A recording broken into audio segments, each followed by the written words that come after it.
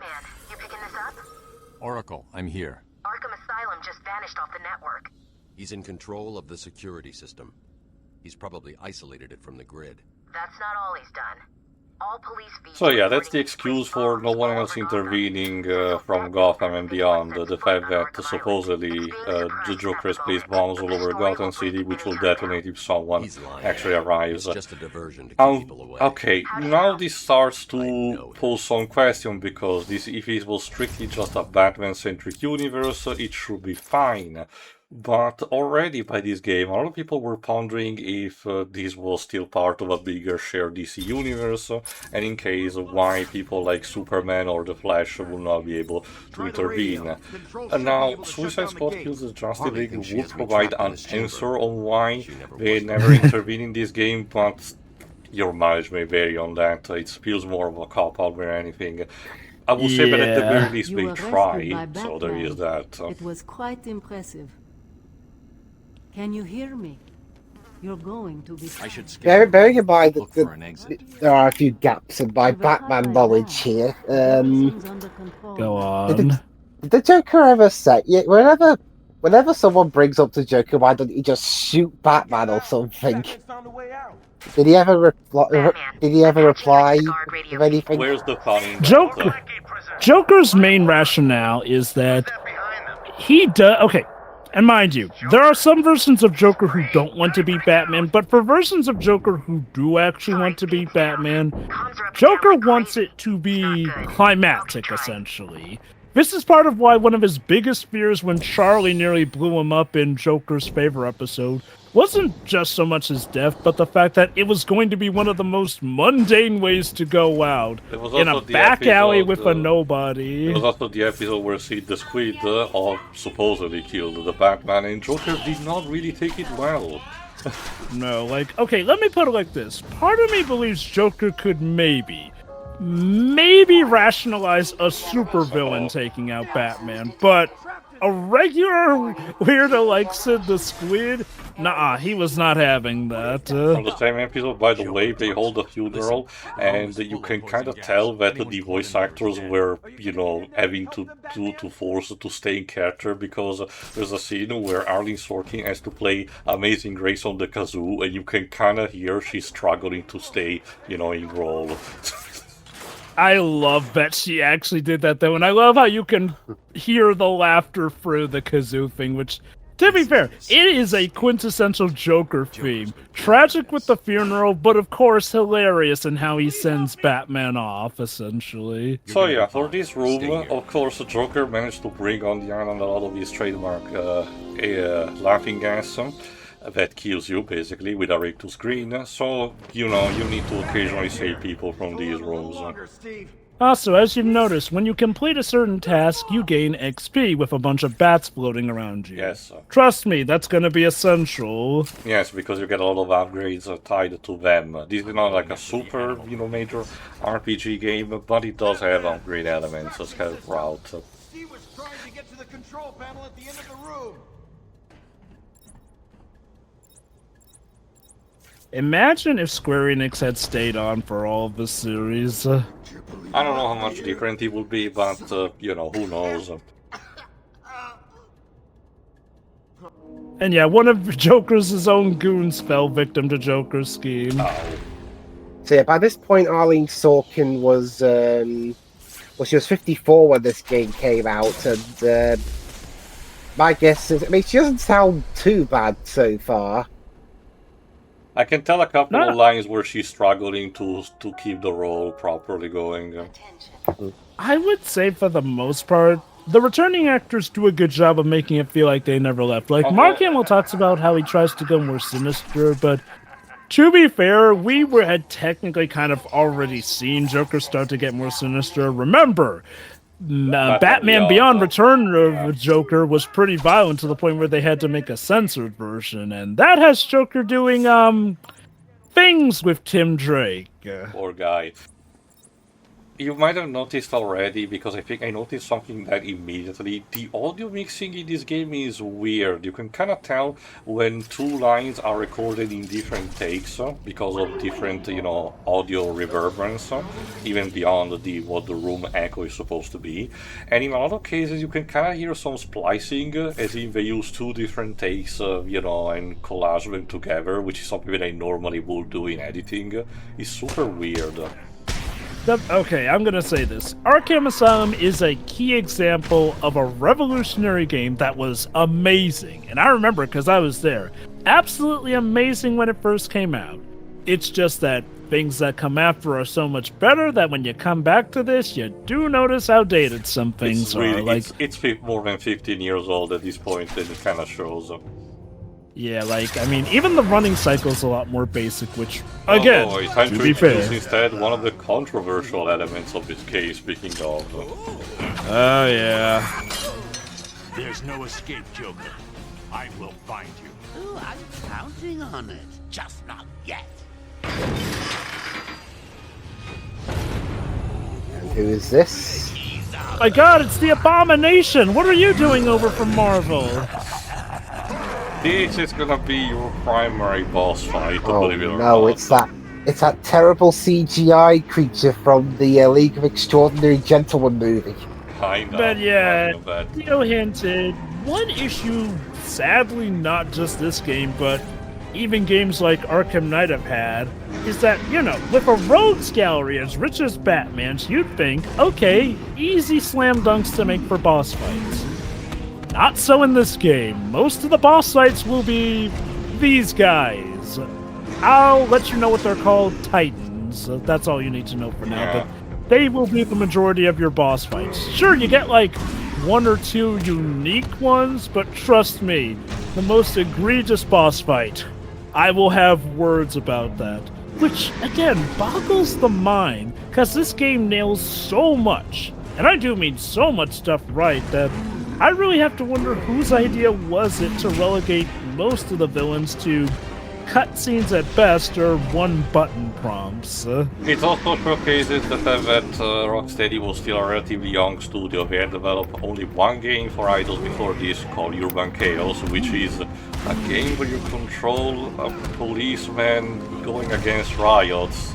But thankfully after that they were allowed the chance to do this, so at the very least they were allowed to be better than that. But again, as you can see, they were still a relatively young studio, so it's more of a miracle that they managed to actually have everything aligned as better as they could. It also helped with the marketing, which again Square Enix generously provided, because this was in a lot of the press release, and development cycle went fairly smoothly, less than 2 years of development, which for the standards of today is kind of insane when you get down to it. But yeah, no, all problems with this game aside, Rocksteady really hit the jackpot. Not only was this game critically acclaimed, it basically put them on the map and would ensure that they'd have quite a lengthy career. After this, Warner Bros. Acquired, basically did a bit of a hostile takeover by acquiring a lot of the, stakes in the company, so that they could have them under their belt more directly. Oh yeah, this first fight ends with the henchman getting a heart attack. If someone was a fan of Monty Python or something? Well, that was unexpected, wasn't Yeah, I know, it? right? Well, to self need stronger test subjects. Seeing as how I'm feeling generous, I'll give you this one for free. Knock me off, I dare you. I mean, he doesn't have to knock you off. He could just do what he does in Batman 1989 and use a grappling hook. Yeah, I was about to say, at this point, Batman does have his grappling pistol in his utility belt. He could have used that, but, Yeah, the game would be over far too quickly. I have a party to organize. I've got guests flying in from all over Arkham. You'll see. How old is Mark Hamill at this point? Quite. He wasn't to the point yet where his Joker voice was getting raspy. 58. Yeah. Oh, just like Arlene, go figure. Batman, I'm over here. There you go. Every time you get an upgrade, you can actually access to a win tech upgrade, and some of the some of the artwork for this upgrade it's hilarious. Like the ones for the elf upgrade where it looks like Batman is taking a dump. Yeah. This is one thing I do like about the Arkham series. For as dark and gritty as it can get, it remembers to have a sense of humor as well. So you have a bunch of ones for combat, elf, predator, batarangs, and tech. So let's start with something simple. A special move which allows you to perform a combo. Also, I love that particular illustration we'll see later. So, Tio, I'm curious. Were you like me and you pretty much were with the series from the start, more or less? Not from the very, very beginning when it came out, but close. I remember hearing about development, and when I got a PS3 in 2010, it didn't took long for me to get Arkham Asylum. Nice. Again, Square Enix did a very good job with the marketing of this, and to finance multi-5 dub, which allows include, for example, from my country, in which we want, similar to the English version, we did get the respective voice actors for Batman and Joker, which has been a tradition that has been kept also for stuff like the Injustice games, and more recently even the more recent Lego Batman game. Whereas for that, in the case of that game, round here at English, we just got British voice actors. Yeah. If anything, the dub in this game for my country is more consistent. Officer Boles. He sounded like Boles. He truly had the balls to betray us. But yeah, it turns out that guard we saw from earlier was actually a seed working for Joker. Although if you noticed through the cutscene, through the feed, he was drinking from a flask. Also, you noticed Joker saying about putting the video on the internet because this was 2009, so they're around the time where YouTube was starting to get very popular. Yeah, Passage of technology. It's like I'm watching Arkham She wrote all over again. Yeah, Arkham Asylum really timed itself out perfectly because it was around the time where Let's Plays were really starting to kick into overdrive. So as you can imagine, this game got a ton of them. Again, the channel I like to follow the most is Batman Arkham Videos, who basically does like flawless no-hit runs of these games and makes it seem like Batman himself is playing the games while getting all the content too, and pretty much weaving it together in a well-paced narrative fashion too. Oracle, I'm getting him back. Joker will not win. So yeah, unfortunately, Jim has been kidnapped, so we need to actually free him. Boles attacked him. If I find Frank, I'll find your father. Bruce, hurry, please.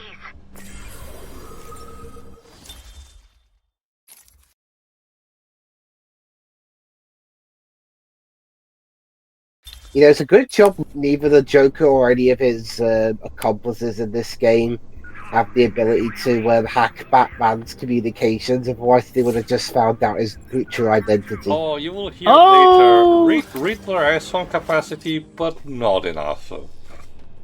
Also, don't worry, Dwibs, in future games, they can't necessarily hack his tech to that degree, but they can counter-hack against Also, yes, you can smash every single screen that you can find. That's a neat detail. Oh, me and Frankie go way back. I got him out of a spot of bother a few years ago. So when I need security codes or an old man to be clubbed to the ground, I know just the man to ask.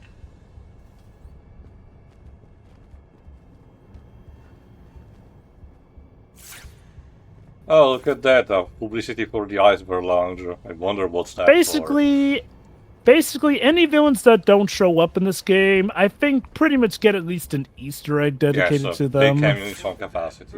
Looks nothing like Mickey from Rocky. Trust me, please, Reminder. when we actually get to see Penguin in action, you will have a choice of words, because for reasons that escape me, they wanted to have him voiced by Nolan North doing, well, attempting to do a Cockney accent. Oh no.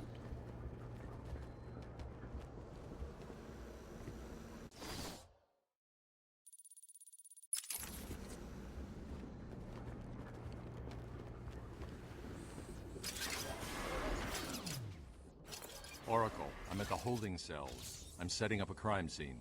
So what's the plan? So yeah, here's another thing. You can actually do some detective work, believe it or not. Don't expect miracles, but my god, here's something that you really did not see in other Batman games. And again, what we're seeing is a form of detective vision. As you probably have seen from a lot of our other playthroughs that you frequent this channel, a lot of games took inspiration from this on that map. The X-ray mode, basically. I've got a trail. Yeah. You follow it. I'm grabbing every reference to Arkham I can find. Maybe useful later. Oh wow, the bisexual filter.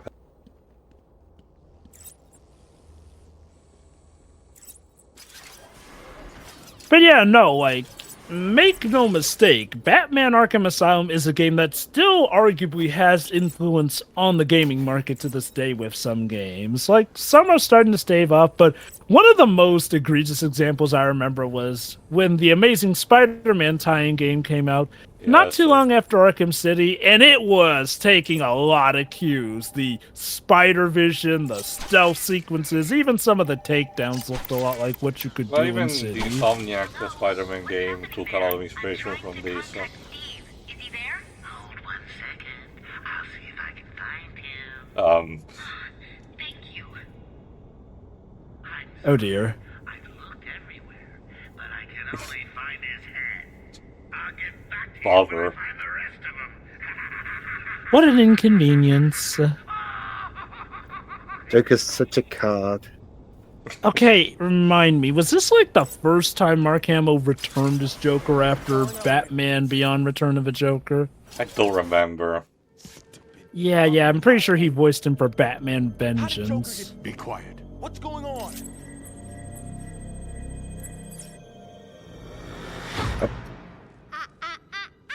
B-Man, Mr. J doesn't want you following us just yet. Oh dear. We. And then Harley Quinn accidentally misjudged it and went splat. Yeah, it's kind of like in the DuckTales movie where Scrooge almost gets killed by the elevator contraption gears. So yeah, we cannot take the elevator. How did you like that, B-Man? No way you're following us now. You're trapped down there till me and Mr. J are ready. Wow, thankfully there was a conveniently placed chair there. It's nice that Arkham Asylum at least recognizes its employees' need for a hard wooden chair to relax on. It's almost as convenient as whenever creatures in Doctor Who that don't have legs have seats. Calm down. I'll stop him. I mean, eventually the show needed to have a point where the Daleks needed to circumvent stairs, because that was basically the trump card that the Doctor used every time. Yeah, it took to the late 80s to sort that. Let me use this to showcase a brief cameo for something that I will have to scan later. Because it seems that the Joker is not the only one who was making plans. Someone has studied very closely Batman and other people, also some live action photos. Someone who knows the telemetry of the entire island. Someone who is very into chemical warfare and potential fear. Scarecrow. We shall see. I mean, there's all straw everywhere. You know, that's another thing I do like about the Arkham games. There's a lot of narrative foreshadowing in what you can look at. Some of these are things that a player could miss, but they put them in the game. I do like when devs go that extra mile. This is also where the Riddler collectible come into play, because they actually incentivize you to scrutinize every nook and cranny of the place, and it's not just about the trophies. You also gain information and collect also stuff like the interviews, the tapes tied to a specific character. We shall listen to these later, but here is just a sample. I'm surprised you want to intern here at Arkham. Again, this was something that was popular by System Shock 2, and it's not surprising because, not surprising but a coincidence, because Rocksteady interviews mentioned that BioShock was actually a huge inspiration for this. Yeah, I definitely see that with this one. The look, the feel, the idea of being grit, even trapped the... in a location that is decaying and you having to, solve things together. The only major difference is that you get to see the outbreak in real time here instead of, having to go after the fact like in most of the Shock games. Mm-hmm. The only thing that came close to that was Bioshock Infinite, but that was mostly for the first act to an extent. Okay, so movie-wise, apparently Mark Hamill had voiced the Joker in a short film called Batman New Times in 2005. I heard nothing about that. Then basically he would do Joker next in Batman the Killing Joke way later in 2016. Yeah, which we commented on. And like we said, his final movie Joker role was, of course, Justice League Crisis on Infinite Earths, which I guess he came back to one since... phrase, because of the antimatter wave, the Earth of the animated series gets consumed by it, and Batman and Joker gets consumed while we're having a fisticuff while the Joker laughs in the face of that. Very anticlimactic, but there's the implication that it's an alternative of the animated universe, so who knows. Crisis on Infinite Earths, the animated movie, is kind of insane. Like, I look back at it, the reception to the first movie is like through the roof, top and everything. Then the reception to the next two films, yes, it's a three-parter, is like... Holy cow, people hated them. And I haven't seen that movie in full yet, so I don't know the entire premise, but I'm like, it's also because it's kind of sort of the last major DC animated movie that was done by Warner Bros. Animation, only followed it by the Watchmen animated adaptation. Ever since, if I recall correctly, they kind of have stopped doing anything that was tied to the DC new universe that James Gunn built. So, the Creature Commando animated series, for example. Basically, Crisis on Infinite Earths was the end to their second animated cinematic universe called the Tomorrowverse, essentially, which is a shame because I remember the Tomorrowverse getting off to a very good start with Superman Man of Tomorrow and Batman The Long Halloween. Which commented on. It also had ties to the Flashpoint paradox because it's all, crucially tied also to the fatal decision that Barry does and how the Flashpoint created the universe, ends. Anyway, for another thing, these slabs that you can scan, which tells us instead about the Chronicles of Arkham. These we will listen as we collect them.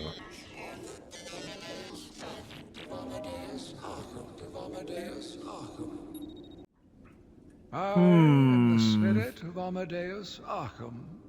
Voiced also by Tom Kane. This is taken directly from Arkham Asylum, a serious house on serious Earth, where Amadeus Arkham was a major player, and we learn about his story and his own psychosis. Yes, the one who founded the asylum, eventually doomed to be a patient of his own asylum. Like that, also in his own labyrinth. Mark Hamill, as you know, he was in the Batman animated TV series, Batman Beyond, and Superman the animated series. Now, fun fact, he played the Joker in the Birds of Prey series from 2002. What's Birds of Prey, you may be wondering? Well, Birds of Prey, get this, is kind of an alternate timeline route because it takes place after Batman Returns, essentially. So, apparently the idea with Birds of Prey is that after Batman Returns, this is hey, what if Selina just went straight back to Bruce after surviving, and they settled down and had a kid, one of which is like one of the Birds of Prey, aka Helena Kyle, Huntress, who's the daughter of Batman and Catwoman in Birds of Prey. But unfortunately, Bruce and Selina get killed by, I kid you not, Joker. Also, I love this image. Me when I fucking get you.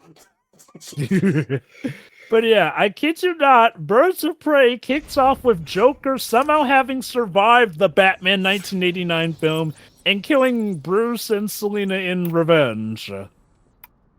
It's interesting considering instead the recent Lego Batman Legacy of the Dark Knight, in order to tie in every single live-action movie, they have the Joker of 1989 movie survive his fall from the helicopter in the church, and instead he flops into like a giant cake or something. When he gets out, is the Heath Ledger version. Huh.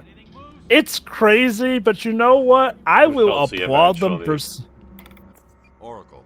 Joker's men have taken control of Like, the I'll cell-block give the transfer newest corridor. Lego Batman game this. They really did find a way to tie just about every major bit of Batman media into one comprehensive story. Alright, now this is where the things are escalating. The books have started to get a hold on guns, and Batman has to tap them into red color, as we know from neck, red's bad, in order to differentiate from the regular blue, skeleton mooks. This is also where the detective mode, by admission of Rocksteady themselves, did become a bit too overpowered. In future games they will try to balance out by introducing things that can screw it over or, be disadvantageous for you. I thought I just heard someone get hit. Must have been Okay. Fun fact, Wibs. I forget which game it was, but there's a point where some people admit that they can hear it going on, but they're like, okay, we hear Batman doing this thing. Oh yeah. Expect a lot of banter in this. Also, the Joker, by the way, can totally see me right now, in case you're wondering. He's just rolling with it, so... Yeah, there's a lot of banter, so don't always interrupt the mooks, because they can have a lot of interesting things to say. Boy. I'd hate to have to go and punish your family just to teach you a lesson. And I can promise you, they won't be laughing. But Joker! Yeah, but just do it and have fun. I know I will. I'm about to enjoy what's about to happen right now.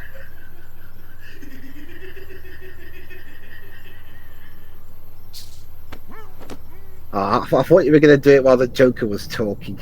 You can do that, but, I want to listen most of the time. Oh, look who it is. Are your pointy ears burning? Sorry, there appears to be interference.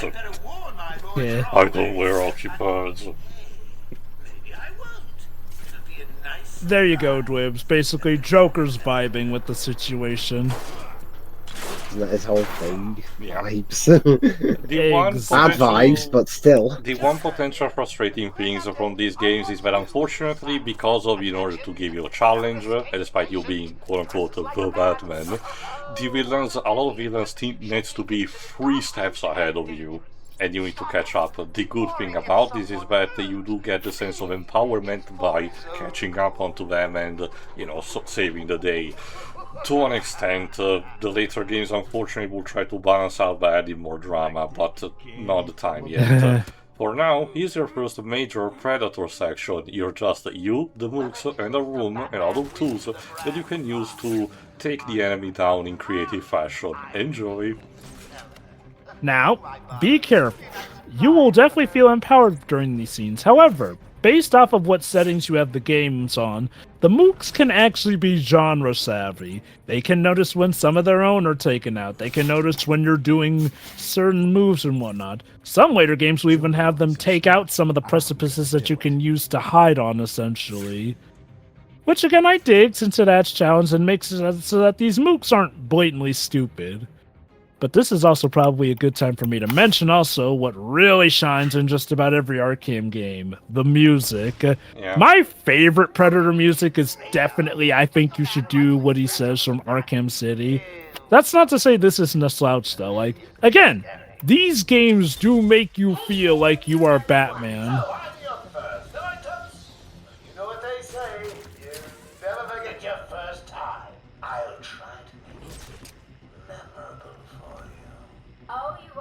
But yes, the music is structured, it's not going to be apparent from this section alone, but the music is structured to actually ramp up the more you go on the takedown spree. basically. It's like you're really building up, and the book's behavior reflect that. If they never find you out, nor do they find anyone else's body, they will still remain calm and just have regular banter. But the moment they found a dead body, potentially, or they spot you, they will be on nerve.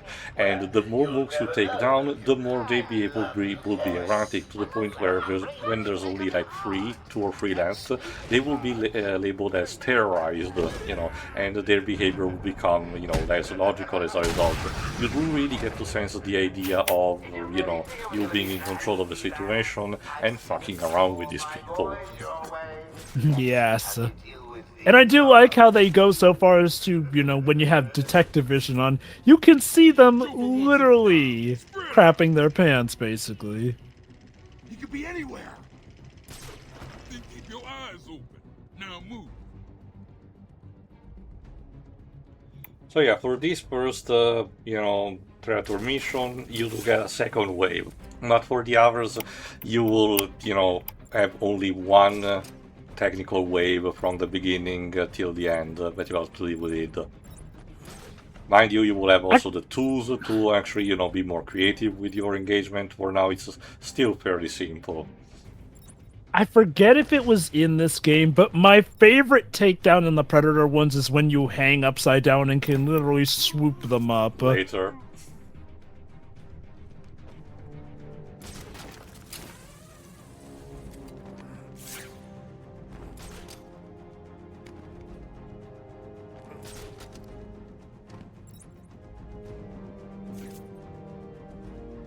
Yeah, again, I'll admit, I like this game, but like in a lot of cases, I like this game mostly for the story. In terms of gameplay, I don't come back to this one as often. It suffers not that it's a lot bad. of early installment weirdness. Yeah, like, it is not a bad game by any means, and I do recommend starting with it since all the games are available, but there is kind of a reason why for a long time it was mostly City that people were using to introduce themselves to the Arkham series. I mean, that's just the Mother's Basement tier level of, choosing where to start with, and I never particularly care about that logic.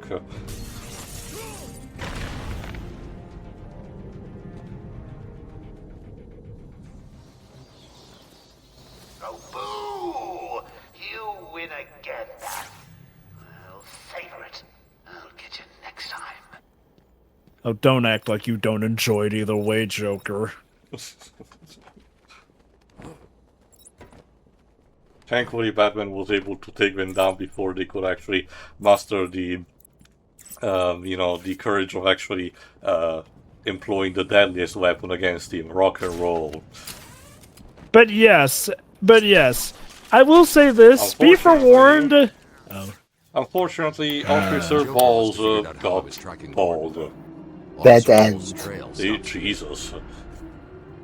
Joker did warn him his big mouth would get him into trouble. So we need to find another way. But yeah, be forewarned, if you're looking at playthroughs of these games, don't be surprised if like a few of them spend like 95% of their time in detective mode. That's Wally Wingert playing the Riddler, clearly trying to do a Jim Carrey impression. And more importantly, your intellectual superior. My genius has allowed me to easily was he in the animated series? Yes. Yes. I love the way the Riddler is characterized in these games because he's both so full of himself, but also, so it's so hilarious when he starts losing composure, which that translates into, very soon. Sharply observed portrait. So yeah, here's an interesting, very simple thing. Analyze objects of the environment to solve the Riddler's, challenges. Simple as that. How did he manage to create all of this kind of stuff in time? Who the fuck knows? Okay, going off of Arkham City, where you can interrogate mooks that are working for him, I presume this was a case where he had a lot of his seeds involved with Joker's scheme, basically, and decided, what the heck, I'll take advantage of this to prove myself superior to Batman, since he'll obviously be dealing with this. So, yeah, you know, every major collectible is tied to the Riddler's challenges, so you'll be able to, you know, solve them one way or another for the most part. And it incentivizes also to give you, you know, more character bios and stuff. It was a massacre. Boles came walking in telling everyone to cover the front entrance. Unfortunately, you know, the Arkham guards tend to be the red shirts of this game because they will be killed by the dozens because of this outbreak. They never stood a chance. Was Boles alone? Thought he was. Then I saw. Yeah, so show-wise, in 2002, aside from Birds of Prey, Mark Hamill was also Joker in, of course, Static Shock. Now, between that and his time playing Joker in the Justice League series, special mention, he was in Rhapsody Street Kids along with several other A-list voice actors who I'm still wondering how they all got in that. I mention that because he's blatantly doing his Joker voice in that one. For some reason. I'm sorry, buddy. He was also playing the bad guy in the English dub of La Puta Castle in the Sky around the same time, if I recall correctly. So yeah, then he would not do Joker show-wise for a while either, essentially. He did do him for, of course, the Justice League action series, which the bits I've seen seem pretty good. He was also Joker in Scooby-Doo and Guess Who in 2019. There you go, you can find occasionally radios where Jack Ryder, yes, you know, we get also came from him, I don't remember who voices him, will chime in to tell what's going on from Gotham's perspective. Lovely. No, you really skipped a bit. Oops. I'm in control of Arkham Island, and you can all consider it out of bounds. If I see any lawmen, vigilantes, or do-gooders in tights coming this way, I'll start detonating random bombs. I mean, it really takes very literally a nanosecond to get things done, but sure, whatever. They really had to hinge on the idea that the Justice League weren't a factor for not just this game, but especially Arkham City. To the point where... Yeah, I mentioned City because the villain there even mentions pulling his crap in Metropolis and Keystone City. It's like... Yeah! Like you mentioned, the Suicide Squad game does try to address this, but... Oh boy. Anyway, Jack, by the way, Jack Ryder, which started appearing in the Silver Age, will not have this look in the other games, by the way, and part of his bio, which mentions stuff over in the animated series of him being the Creeper, because of, you know, his own psychosis, will not be a factor in the other games, so, oops. Lovely. Anyway, for this game, he's voiced by James Horan. Games-wise, Mark Hamill would play Joker in The Adventures of Batman and Robin, the Mega CD game based off of, what else? The animated series, made by Konami. Goody.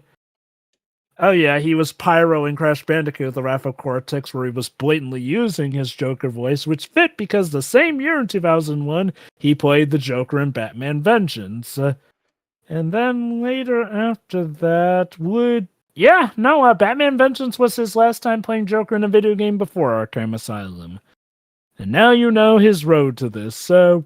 Yeah, for the most part, Arkham Asylum was Mark's big return as the Joker. The only major places where he was not reprising his role was in the DC animated movies with our continuity, like Under the Red Hood. Tuning for the next part, where we actually exit the intensive treatment place and properly start exploring the island. See ya. See you then. Ta-da.